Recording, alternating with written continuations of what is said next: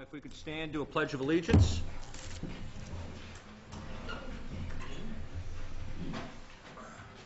I pledge allegiance to the flag of the United States of America and to the republic for which it stands, one nation, under God, indivisible, with liberty and justice for all.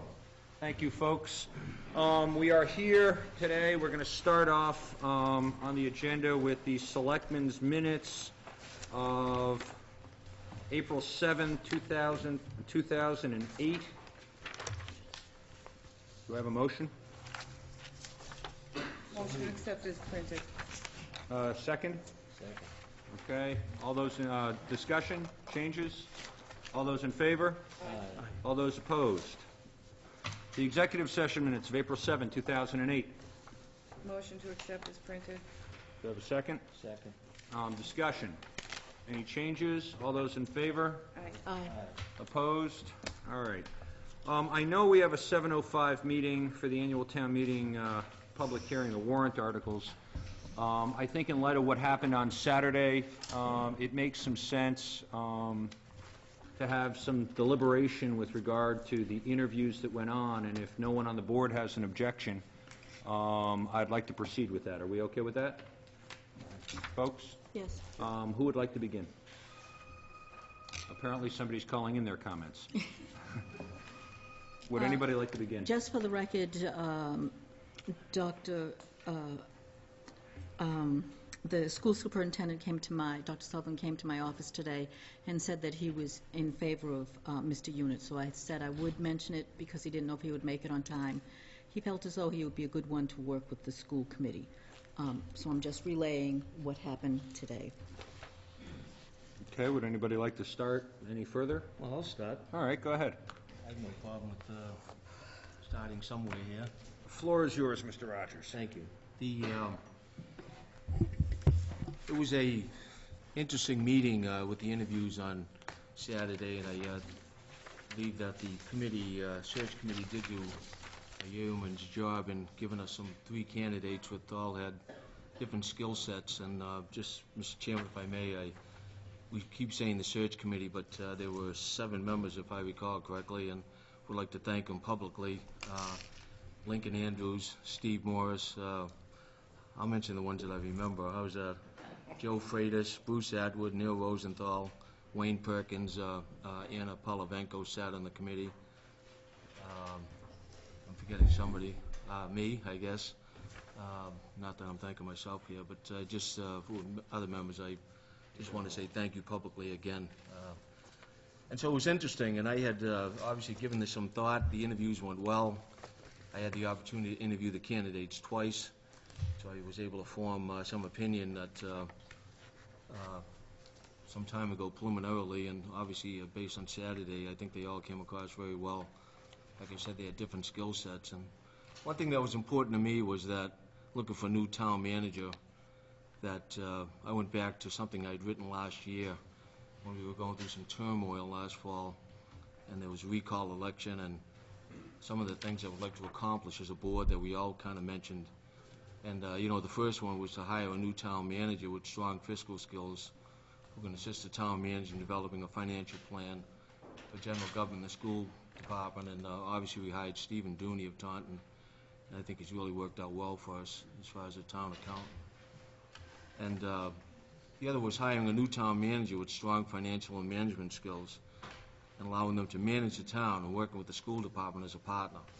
The other end was, of course, treating the school department as a equal partner, developing a fiscal relationship that will take into account available monies each fiscal year from our partners, the taxpayers, ambulance service, and town meeting changes, town charter. And those are things that came up almost a year ago that I thought about. And so I think that when we looked at certainly when I looked at a town manager candidate, I think the critical part was to have a town manager that could actually develop annual and 5-year revenue projections.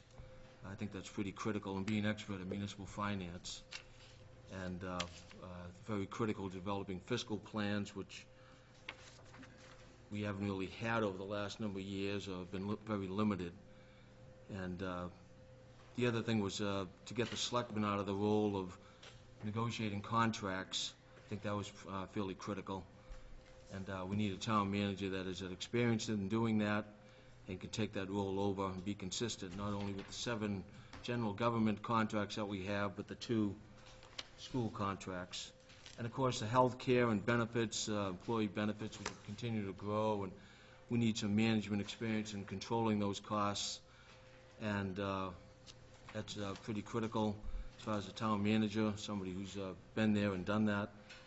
And one of the critical components for me was the Department of Public Works, somebody who had experience in the infrastructure, since we have a water and wastewater system. Not too many towns have a wastewater system. And with the treatment facility, obviously we have a landfill. So those are the major components I was certainly looking for in a town manager.